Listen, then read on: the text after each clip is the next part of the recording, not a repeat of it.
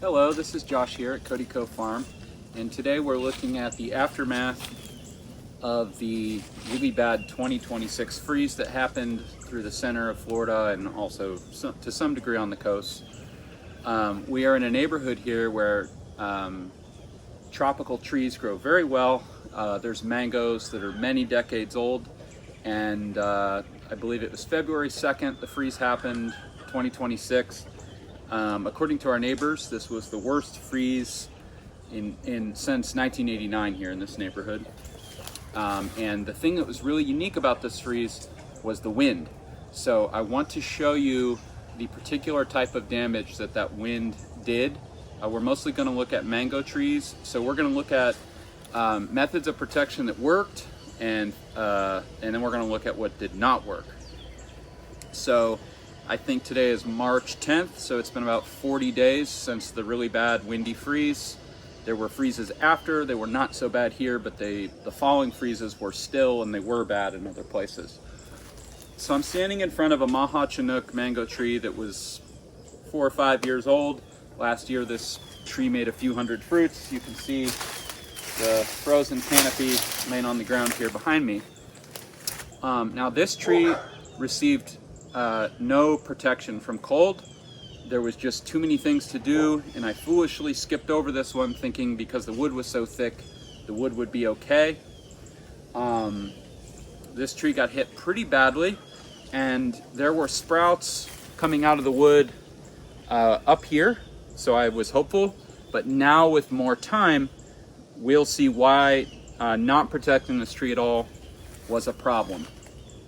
So what I have found not only on this mango but on other trees is that there is a ring of damage inside the tree in the cambium tissue only facing the northwest.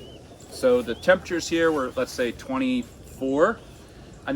People have been asking me how cold it got here. I really don't even think that low temperature is the main variable to talk about, because what I deduced from this is that the southeast side of the wood is fine. The northwest side of the wood is badly damaged. So the wood was okay, tolerating those temperatures in the mid to low 20s, but with the forced air of the wind, they weren't. There's damage on the side where the prevailing wind came from. So people say that plants don't feel wind chill. Maybe true to a certain extent, but when you go below 32, I'm seeing on many trees, it definitely affects the trees. So exhibit A here was doing nothing, was not that successful. Now this tree did better than trees that were just over there, because as you can see to my northwest, there was passion fruit and bananas and all kinds of things that did block the wind to some degree. So the damage is less than it is over there. However, my thinking here is that damaged wood on the northwest side has to come out. Yes, maybe it could heal, it could go on, but my thinking is that to allow this tree to rebuild a canopy long term when there's dead material inside the trunk cannot be a good practice. Slowly, you could have necrosis in the middle of the tree. It may make it more susceptible to hurricanes in the future. It could just creep in and cause problems. So as hard to do as it is, we really want to do surgery on these trees until we get to completely clean, undamaged wood. Now there is a breaking point where, sorry about the chickens. There is a breaking point here where we don't want to go so low, we're risking the sprouts coming from below the graft union. So if I continue to have dead wood, lower, I'm going to have to stop and hope for the best. However, the best practice is, I think, to remove this dead wood. So these were pruned a couple days ago, and I stopped because I was having a hard time bringing myself to cut into this tree. But today I'm going to make more cuts, show you real quick what it looks like to try to get this tree back to health. So there was dead tissue here, so I'm going to come down. Now again, the thing is a lot of people probably assume just because you see sprouts up here that that's a safe place to prune to. Maybe under normal circumstances that's the case, but with this wind, there is definitely dead below where the sprouts are coming. So you really need to continue to cut until you're into total health. So I'm going to cut here and I'll show you I expect there to be more damage, so I'll show you what that looks like, and we'll go from there.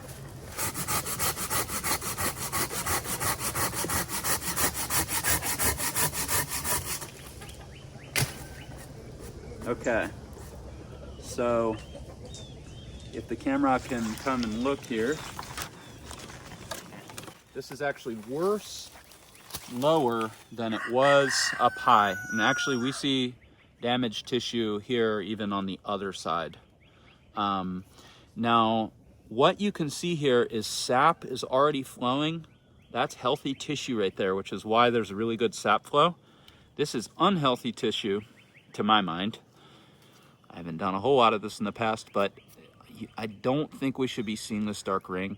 And the sap is confirming that to me. These little beads of white sap already coming out. That's the cambium tissue functioning the way it's supposed to. We look into this brown tissue, minimal or no sap flow. Things are not connected. The plumbing system inside of here is malfunctioning. So let's do, again, this is painful. This is a 5-year-old tree. This made a lot of fruit this year. Now this will recover really quickly because it has a big root system. So it's not like we're starting from planting a new tree. In fact, provided I can get into some cleat wood, I fully expect this tree to bear fruit in 2027. Cut. I bought a brand new pruning saw just to clean up the trees because we want nice sharp cuts. Okay. We see it again. Damage to the northwest and also some over here, which is a little more true north, due north, more over here. And you see the tissue is fairly healthy here to the south and the east. So unfortunately, I do think this tree is going to have to come lower. I've already made some pruning cuts down here. I may as well at this point just get rid of those, just to have a chance of having the cleanest, healthiest trunk for this to come back from.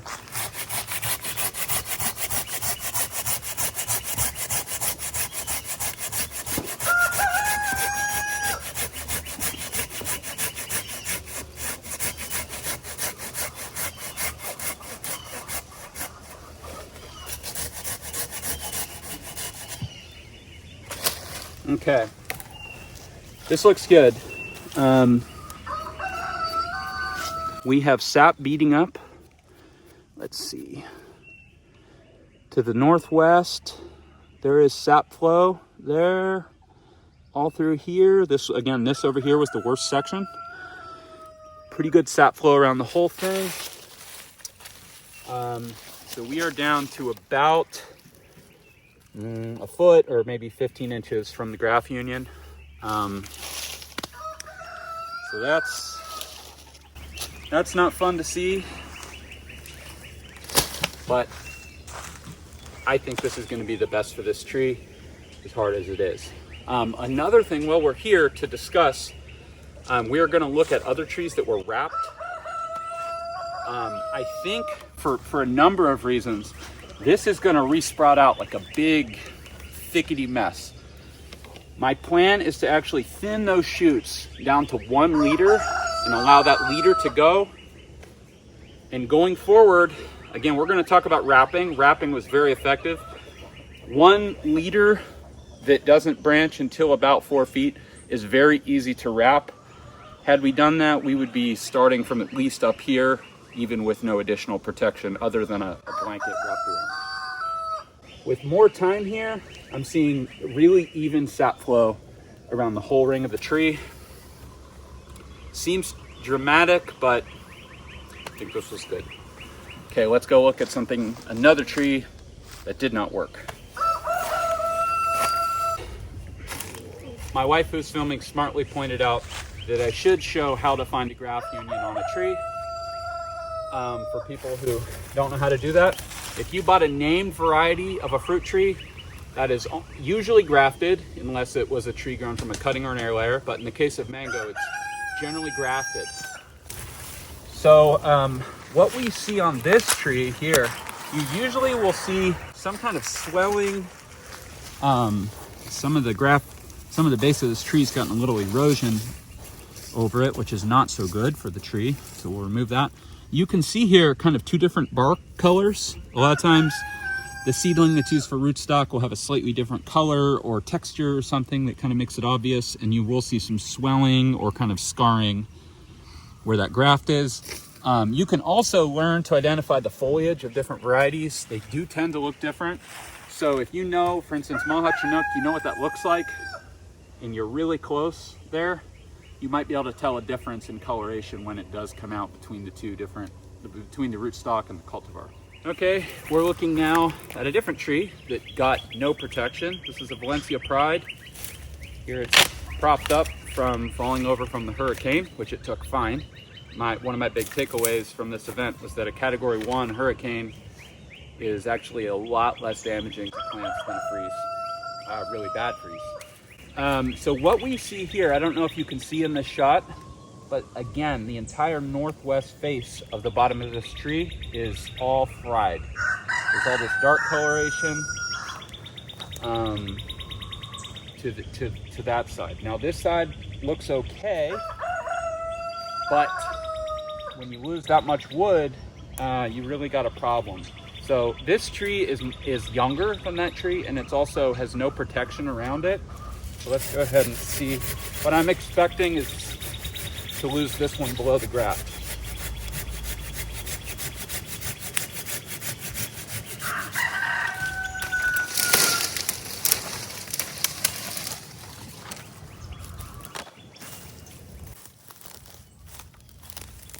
You know, there is actually pretty consistent sap flow around that whole thing. I cut this one low to get as much of that rotten, damaged wood out of there as possible.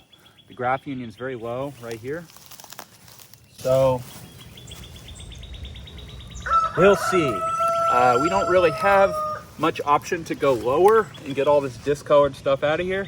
Maybe this can rebuild a healthy canopy off of that. We'll see. The fact that it had no sprouts yet has me a little skeptical about the future of this tree. All right, so that's enough things that didn't work.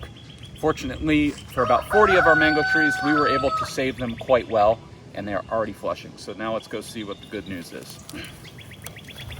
Okay, this black sapote fared about the same as the mango. This one was a nice tree that had just started to bear. The thing I wanted to show on this tree is that we have sprouts. But this is a sign to watch for, I think, is that all these sprouts are coming out on the southeast face of this wood. And when I was cutting into this, I also saw damage in the cambium tissue to the northwest. So yes, it's sprouting, but again, if you see lots of sprouts coming out of wood that is oriented to the southeast, or however the wind hit you on this one, for us, it was very much from the northwest.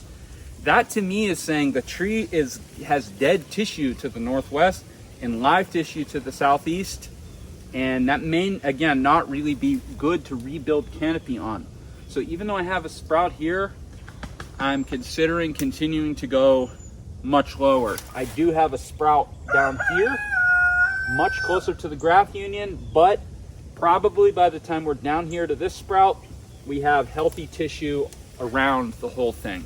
So again, I'm going to err on the side of being aggressive on this and getting rid of all that, even though we see sprouting. So now we're down to our mango grove. We have about 40 trees or something like that we've protected. So I'm going to discuss the different protection methods we used and then how well they worked. So first of all, for context, there is mango wood in our neighborhood about this big that's scratching brown and is dead. So that's the context for this success here. So what we decided to do in the mango grove was two things. We wrapped all the trees as much as possible with blanket. We got a big pile of old blankets and sheets and pillowcases and whatever. In fact, I also was stuffing weeds and clumping grass and wood chips and anything I could get up against the trees as high as possible. And we wrapped them as quick and crude and fast as we could, generally to where the tree split, which was about here. So that was a highly successful thing.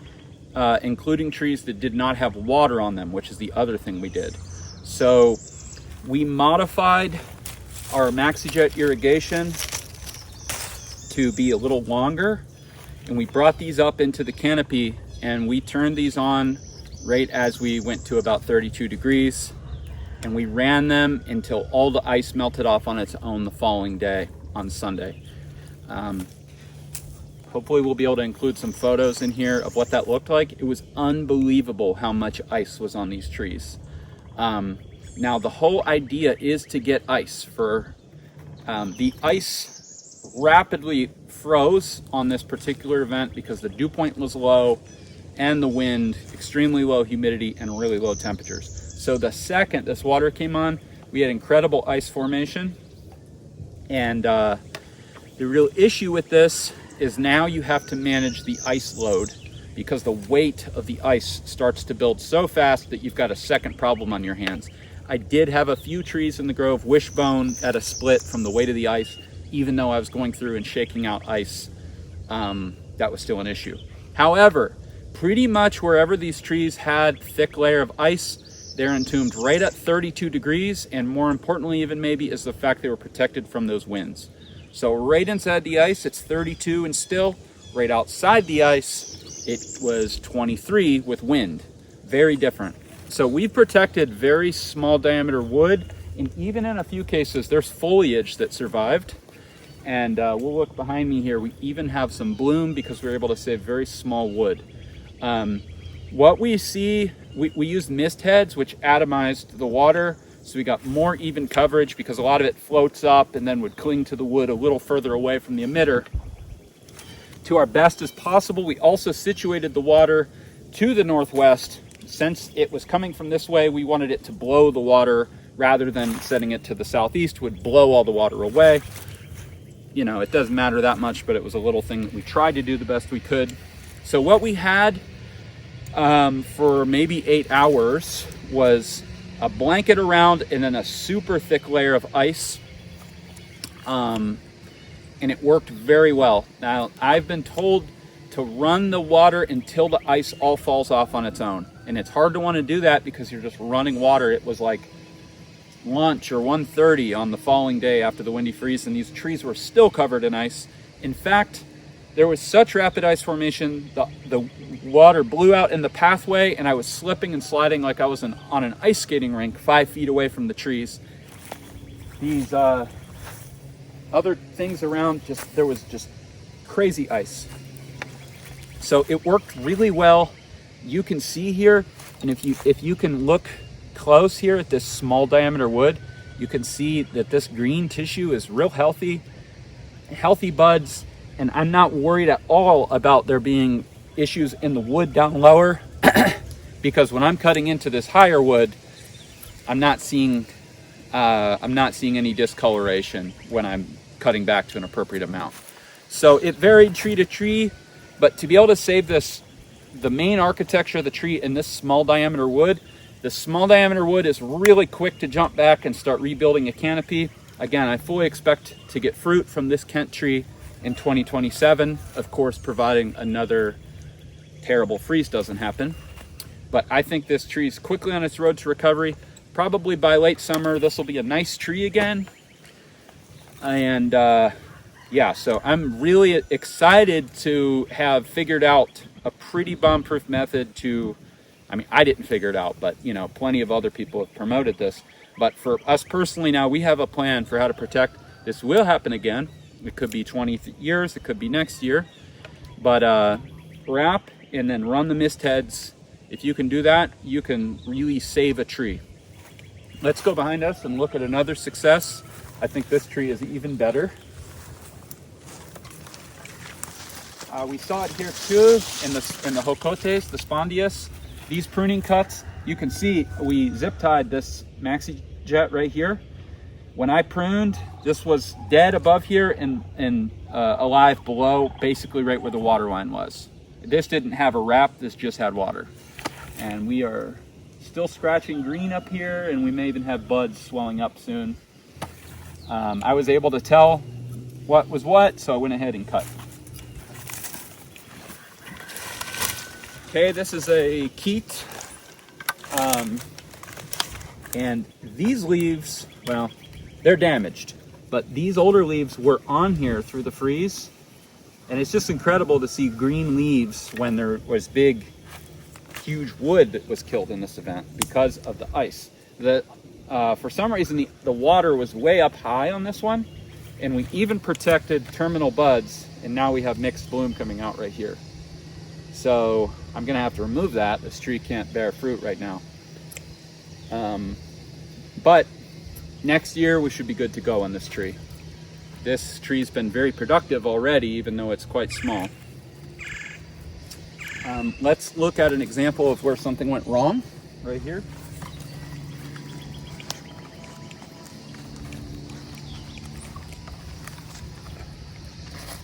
This Super Julie wishbone from ice weight.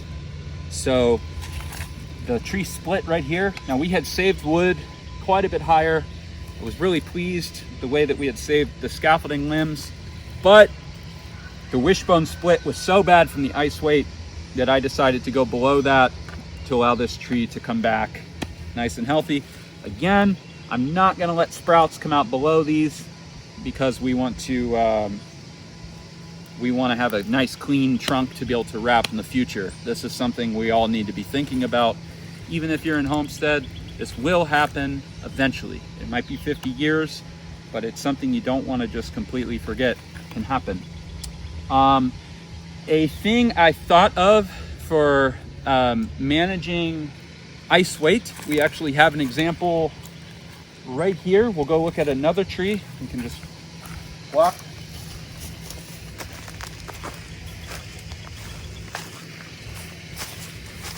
This tree is small, and again, you can see really healthy regrowth. I think the idea of keeping this one as a clean trunk is going to be out of the picture because it's already so complex canopy. But this tree was so small that the ice, the limbs leaned down, the icicles made contact with the ground, and then they started getting thicker and thicker. And what happened was the tree was self-supported with ice that was forming, and we didn't have any breakage on this tree. And even some of the taller trees, that happened.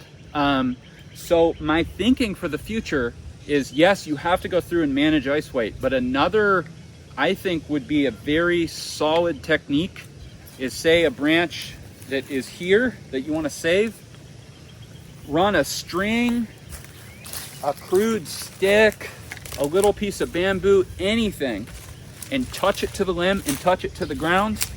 That water will immediately start to freeze, form an icicle, and become a prop for the weight of the other ice. I wasn't able to test doing that systematically this time because I wasn't really even thinking that could be a possibility. But I think in the future, it is something I will do, is just take little 4-foot sections of bamboo sticks, anything, lean it to where you expect there to be a problem, or even as you're protecting and you start to see a branch sagging, shake the ice off, lean a piece right there and let it form an ice bridge, and it might save the tree from splitting. This tree had so much ice, I remember being out here in the dark trying to shake the ice weight off, and it had made a complete bridge to the ground all around the tree, and there was so much ice eventually on this tree, it became like one giant ice cube essentially, where I'm not even sure I could reach my hand between the branches. And to see a big 4-foot thick ice cube over this tree and then see this growth coming out, and also, you know, we can scratch here and see green healthy cambium just where all those buds are coming out. Just amazing that to see ice could protect a tropical tree like this. You can see down here where there's really a lot of ice, this little terminal that was at a good stage is actually blooming. Again, we can't let this hold fruit because this doesn't have enough canopy for that, but just to show where there was really adequate ice, really small diameter wood was saved, and I can tell visually it's completely healthy, and when I scratch all the way to the tip, it's green. So all right, so we're gonna go look now. I left a tree or two that I haven't cleaned up yet. What I found was that the trees are coming back at different paces. I didn't want to wait to this stage to clean these trees up, because now I'm getting into damaging shoots as I'm removing the stuff, potentially cutting back to where a lot of the energy the tree's already expended in recovering, now I'm removing because I need to go into healthier wood, all that kind of stuff. So you definitely want to wait to get and do surgery on the trees and clean them up, but you don't want to wait too long. It seemed about 4 weeks for us was the mark where I started cutting the first trees. And if you use common sense, it's pretty easy to tell what's alive and what's dead. So we will go look at a tree cleanup now, see how that goes. Okay, here's our Pickering mango row. We wrapped on this row, we ran water. Now you can see really good regrowth up here and even bloom, which again is gonna have to go. Now here's a tough call. This was a wishbone break from ice weight. Tough call. There's a part of me that says I should just go ahead and cut this. There's another part of me that's really happy to have a nice canopy up here developing already. Probably just leave it, whatever. This tree, again, probably a week ago now, I cleaned this up. You can see when the tree froze, it was covered in bloom. But this is coming back really nice. Same here. We have damage a little lower on this one. But you can just see on a dwarf tree like this, to be able to keep all this scaffolding that you've already built up through pruning, and I just think is a lot better to be coming out of that than down by the graft union. Okay, and then here's our tree we're gonna clean. I left this one just for you, so you can see the process of how to clean this tree up. It's gonna be a little hard to film this because it's just a lot of little cuts, so we'll try our best here. So first thing, a powerful tool for checking living in deadwood is scratching, but again, it's not a complete, you can't just scratch and count on that, because again, especially if you cut the wind like we did, that northwest side could still be damaged even though you're scratching green. So I have a general sense, this is the size a lot of these trees were. They were bearing. A lot of the trees we just looked at, they look like little sticks now, but they were actually pretty nice trees. First thing, I know this stuff is dead on the outer parts of the tree, so I'm just getting this out of my way. Pruners and this saw is all I've been using, but a little battery chainsaw is what I would normally use, but that's not going to be good for the video. Okay, so let's just get this out so we can see.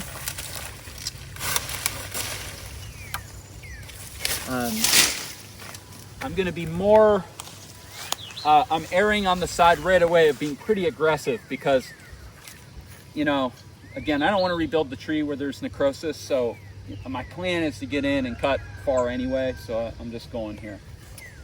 All right, so if you want to come up close here,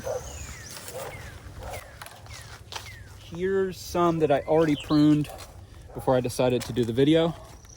Looks like we saved pretty thin diameter wood through here. Now I've also cut there. Let's go ahead. All right, so here is a clear dividing line. That is dead as a doornail, and this is alive. You can see the kind of wrinkling of the bark, the discoloration. If we scratch, we're gonna see either a sickly yellow or brown or streaking. Then we come right to here and we see pretty nice green.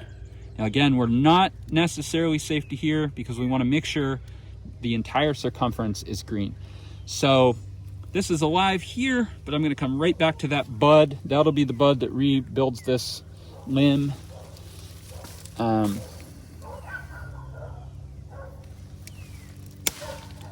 Okay, that's a pretty good example there of tissue that's not healthy. Actually, I can't tell if that was just smearing from that might actually be fine, and I just had smearing from the pruners. So let me go ahead and cut it with a saw a little below and see. Okay, that's pretty good.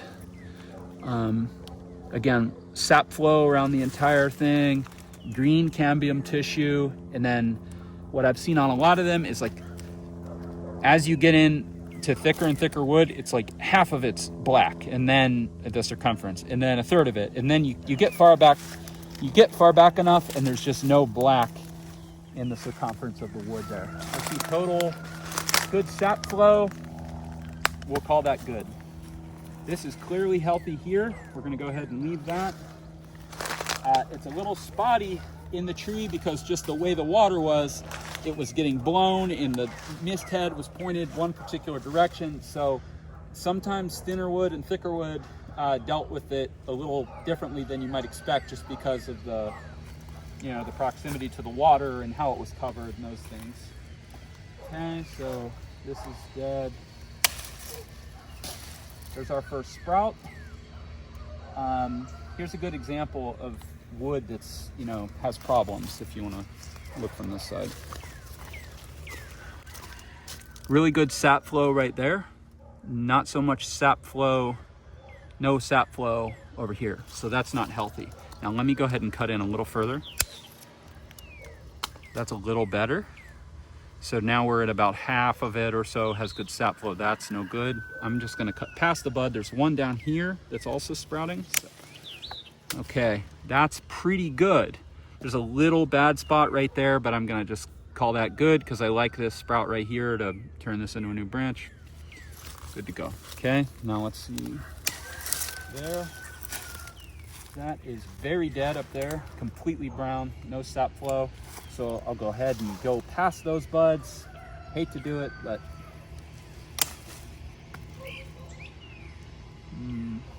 yeah, want to show here. Okay, this is not great. There's about 3/4 of it's healthy, and there you see dead cambium tissue and no sap flow. So even though that's a nice sprout, I'm gonna come down one more. You can see what I'm saying. If you let these all go out 8 inches, you're not gonna wanna cut anymore. So you wanna get in before the, all right. There we go. Good ring of sap flow, pretty healthy looking cambium. We'll call that good right there. All right, now I'm just gonna move and she can film because I've already explained it, and you'll see what we're left with at the end. Dead, very dead right there.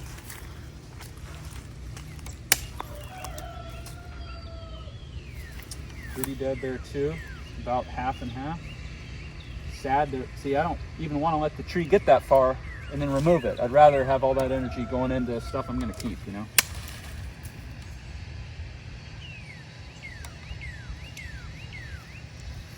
A little unhealthy, but fine, not too bad. This, I don't even, well, let's see.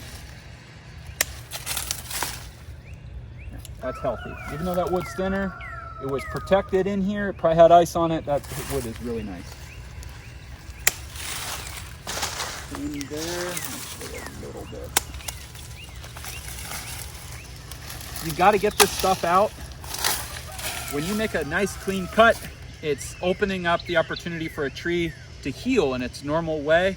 When you have healthy tissue, the tree will callus up and do its normal healing process. If you leave this dead wood on, you have necrosis and mold and all kinds of nasty stuff that can just slowly penetrate further into the tree, and it's going to be headaches forever if it does survive.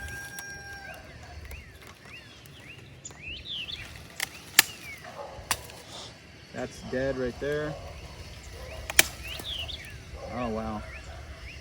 So that's as far back as I can go there, and we have some dead in there. This side didn't fare as well as that side, probably just based on where the maxi jet was sitting. So I'm gonna just get rid of that. In fact, given that we have dead way in there, I gotta get rid of that whole.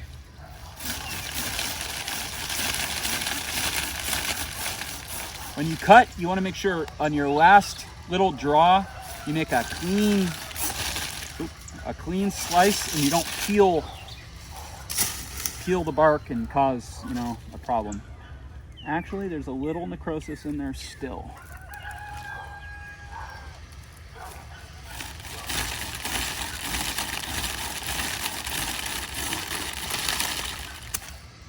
Okay, that's good.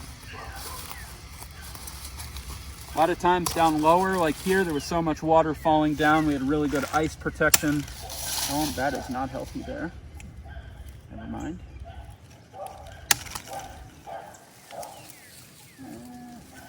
Pretty good there.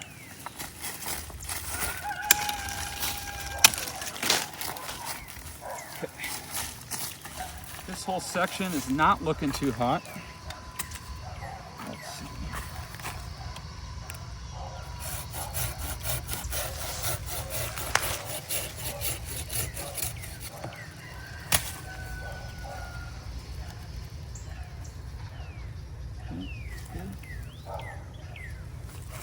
Last cut here.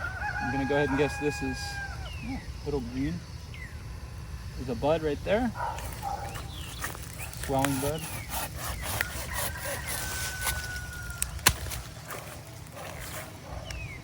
Okay. Not a huge deal, but any little dead tips like this I'm getting rid of. Okay, we'll call that good. I guess so. I hope that was helpful. My closing thoughts are, if you're in a place where you can pull off these kinds of trees for decades, it's still worth planting them, even if you have this type of event every few decades, because you're going to get a lot of fruit in the meantime. But you can't just go to bed and say whatever the night this is coming. You've got to watch the predictive models and make smart choices. And if you're not willing to do this, then tropical trees are probably not your thing. But if you just got 3 mango trees, it's not too hard to come wrap them up. And if you're looking at mid to low 20s with wind, you might even just, if you know it's coming for sure, take a little chainsaw and just cut the tree to almost nothing back to here. Put a big garbage can over it, pack it full of insulation. When you pull that off, you're gonna be really pleased that you have wood this high rather than something dead to the graft. Or just wrap. The more you can wrap, you can build frames and pile wood chips in there. And if you have the option, the Maxi Jets in tandem with the wrapping were extremely helpful. You can use overhead water, but with overhead, the risk of ice breakage is really big. So if you're going to be running overhead water for 10 hours, I mean, the ice on this tree is going to be the weight of a car by the end of the night. So you've got to have a plan for the ice breakage, which again, perhaps that propping method I mentioned, maybe this could just turn into one big icicle and we'd still have all the leaves. I'm not sure. But basically my big takeaway with our trees from this event is where I acted and I protected things, we did really well, and where I just let things go to their own devices, we did really badly. Fortunately on mango, we protected almost all of them, and now we're seeing, it was a couple very long days and long nights, but now we're seeing the reward of taking action and protecting the trees. So, all right, good luck. Let's hope we don't have this for a long time, and we'll see you later.